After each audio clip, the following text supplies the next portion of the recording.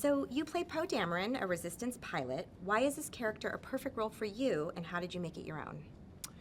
Well, I really love the conflict that he has. He is someone that comes from a long line of rebel fighters. He believes in the Force. He's committed to the Resistance and fighting the First Order. He's also has a bit of a problem with authority. A little bit reckless. He's got a bit of a wisecracking mouth that gets him into some trouble now and then. Uh, and for me, it was a very fun character to play, especially the idea of injecting humor.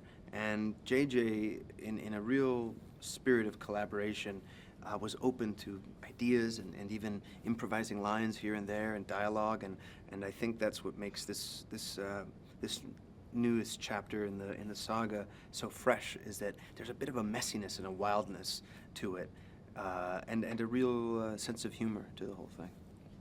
Is there any part of Poe that is like you or that you would like to be? Well, all of it's like me. I think every character that I play, really, for me, the job of the actor is an investigation into the self, and the work that the actor does is kind of the fruits of that investigation. So for me, it's about, well, what would it be like to want to have something to prove like that, to prove your worth and prove your goodness, and also to do that, to fly above everybody else at incredible speeds, to have a mind that can work that fast. And I imagine the feeling of invincibility and the feeling of immortality and how that would affect my personality. And so that's kind of where I start from. We hear you come from a family of avid Star Wars fans. How did they react when you told them you got a part in Star Wars: The Force Awakens?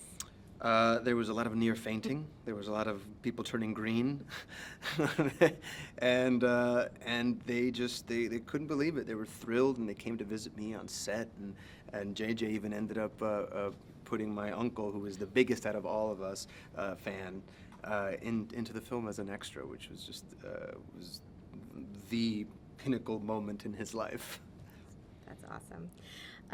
What was your reaction when you saw that the filmmakers actually built an X-Wing for you? What impressed you most about all the practical sets and vehicles? Well, when I walked on the set and saw the real life-sized X-Wing and when I walked up to it, opened up automatically, and I would jump in, and it would close, and the lights would fire up, and the sounds of the engine could come up, and you had the little BB-8 behind there turning its head. It was like a dream. It was hard to imagine.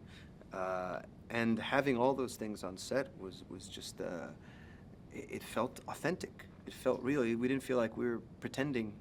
And of course, also having the original cast there, having Harrison and Carrie, and then you'd see Chewbacca and Anthony Daniels. It felt authentic.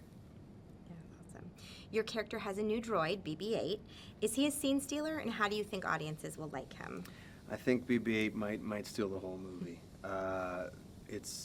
BB-8's a very special little droid with its own personality.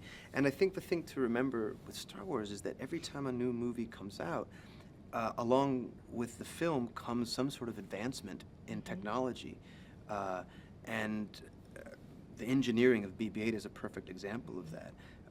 It's like magic, the way that they put that little droid together. And again, that's another practical set. It's a real droid that can roll around and do what it does. So I think that's another one of the really special things about Star Wars. How was it working with J.J. Abrams for the first time? Pretty shitty.